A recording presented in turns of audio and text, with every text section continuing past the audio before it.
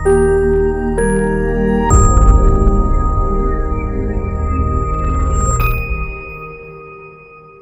అండి, నమస్తే. నా పేరు doctor Pragya Sagar. I am radiation oncologist, Kaizen oncology network. ఇవాళ మనం బ్రెయిన్ ట్యూమర్స్ గురించి మాట్లాడుకుందాం. స్పెసిఫిక్గా గ్లయోమాస్. బ్రెయిన్ ట్యూమర్స్లో చాలా రకాలు ఉంటాయి.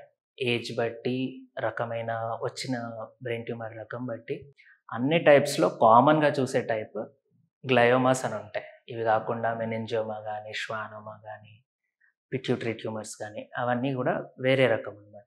ఇవాళ స్పెసిఫిక్గా గ్లయోమా గురించి చూద్దాం. అయితే ఈ గ్లయోమాలో లో గ్రేడ్, హై గ్రేడ్ అని 2 రకాలు ఉంటాయి. గ్రేడ్ 1, గ్రేడ్ 2లు లో గ్రేడ్ అంటాము. గ్రేడ్ 3, గ్రేడ్ 4స్ హై గ్రేడ్ ట్యూమర్స్ అంటాము. సో ఈ లో grade tumours usually non cancer, అంటే క్యాన్సర్ లాగా బిహేవ్ చేయవు, కొంచెం లెస్ అగ్రెసివ్ ఉంటాయి. కానీ ఈ grade 3, grade 4 high grade tumours cancer లాగా బిహేవ్ చేస్తాయి. అయితే మనకి వేరే బాడీ క్యాన్సర్లో లాగా, లైక్ లంగ్ క్యాన్సర్ కానీ, బ్రెస్ట్ క్యాన్సర్లో మీరు వినే ఉంటారు, స్టేజెస్ అని చెప్తాం. ఈ స్టేజ్లో డయాగ్నోజ్ అయింది, 2వ స్టేజ్లో డయాగ్నోజ్ అయింది, 4th స్టేజ్లో డయాగ్నోజ్ అయింది అని. బ్రెయిన్ ట్యూమర్స్లో, గ్లయోమాస్లో అలా స్టేజెస్ ఏమి ఉండవు. ఆరంభం నుండే అది ఏ రకమైన గ్లయోమా, ఏ గ్రేడ్లో ఉన్న గ్లయోమా అన్న బట్టి ఉంటుంది అన్నమాట. Grade 1 tumour, grade 2 tumour, grade 3, grade 4. యూజువల్గా ఈ లో గ్రేడ్ నుంచి హై గ్రేడ్గా మారడం అనేది చాలా చాలా అరుదు. సో ఆ ట్యూమర్ వచ్చింది అంటే గ్రేడ్ అనే చెప్తాము, కానీ స్టేజింగ్ అనేవి ఉండదన్నమాట.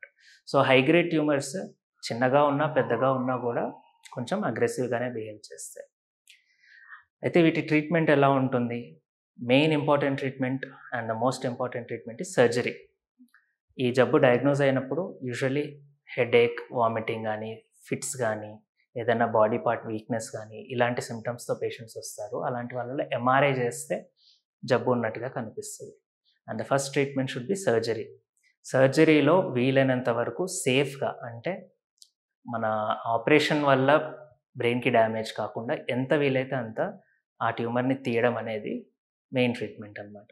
ఒకవేళ పూర్తిగా ట్యూమర్ తీయగలిగితే బెస్ట్ అవుట్కమ్స్ ఉంటాయి.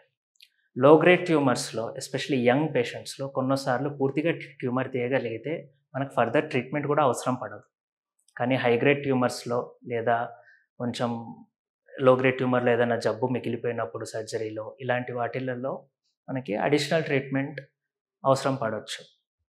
ముఖ్యంగా రేడియేషన్ అనేది అడిషనల్ ట్రీట్మెంట్లో మెయిన్ భాగం అన్నమాట. సో ఈ high grade tumours completely curable కాదండి. మెయిన్లీ హై గ్రేడ్ ట్యూమర్స్ మనం చేయగలిగేది కంట్రోల్ అన్నమాట. ఈ జబ్బుని పెరగకుండా ఉంచడం, ఆ జబ్బు పెరగడం వల్ల వచ్చే ఇబ్బందులు అన్నమాట. బ్రెయిన్లో లిమిటెడ్ స్పేస్ ఉంటుంది.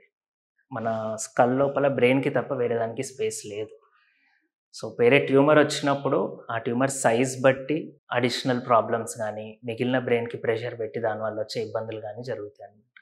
సో ఆ సైజ్ని పెరగకుండా ఉంచడం అనేది main goal of treatment.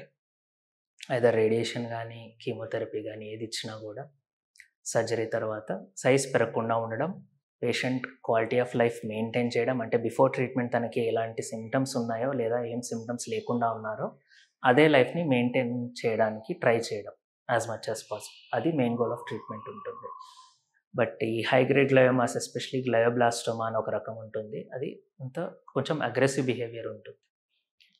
Cure chance ఉండకపోవచ్చు, బట్ వీలైనంత వరకు దాన్ని ఎంతకాలం వీలైతే అంతకాలం జబ్బు పెరగకుండా ఉంచడం అనేది ట్రీట్మెంట్ గోల్ అన్నమాట. సో వీటిలో సర్జరీ తర్వాత హై గ్రేడ్ గ్లయోమాస్లో రేడియేషన్ అవసరం పడుతుంది, 30 రోజుల ట్రీట్మెంట్. దాంతోపాటు కొన్నిసార్లు కీమో ట్యాబ్లెట్స్ అవి యాడ్ చేస్తాము. ఆ ట్యాబ్లెట్స్తో పాటు రేడియేషన్ ఫినిష్ చేసుకున్నాక ఒక 6 నెలలు ట్యాబ్లెట్స్ జస్ట్ డిసీజ్ని కంట్రోల్ చేయడానికి కంటిన్యూ చేయడం అనేది ఉంటుంది. అయితే ఇండివిజువల్ పేషెంట్కి అవుట్కమ్స్ ఎలా ఉంటాయి, వాటి సర్వైవల్ అవుట్కమ్స్ ఎలా ఉంటాయి, ఎలా రెస్పాండ్ అవుతారు, ఇవన్నీ కూడా పేషెంట్కి మారుతూ ఉంటుంది. అది చూసి డిస్కస్ చేసి క్లియర్గా ఎక్స్ప్లెయిన్ చేసి ఒక ఐడియా తెచ్చుకొని దాన్ని బట్టి ట్రీట్మెంట్ చేయొచ్చు. బట్ అల్టిమేట్ గోల్ ఏంటంటే జబ్బు పెరగకుండా ఉంచడం అండ్ సిమ్టమ్స్ని as much as possible limit చేయడం. Thank you.